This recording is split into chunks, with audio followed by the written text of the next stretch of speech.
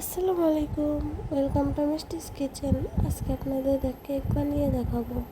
প্রথমে একটি ডিম ফাটিয়ে কুসুম উঠিয়ে নেব। কুসুম উঠিয়ে বিট করব। বিটার দিয়ে আস্তে আস্তে বিট করতে থাকবো যে পর্যন্ত ফোম হয়ে না আসে। ফোম হয়ে গেলে এর মধ্যে চিনি মিশিয়ে দেব। আস্তে আস্তে চিনি মেশাবো আর বিট করতে থাকবো। চিনি মেশানো হয়ে গেলে এর মধ্যে কুসুমটি দিয়ে দিব। কুসুম দিয়ে আস্তে আস্তে বিট করব। এরপরে ভ্যানিলা এসেন্স দিয়ে সামান্য একটু তেল দিয়ে পরিমাণ মতো লবণ দিয়ে দিব। এখন এগুলো বিটার দিয়ে বিট করে নিব। আস্তে আস্তে ময়দা দিয়ে দিব।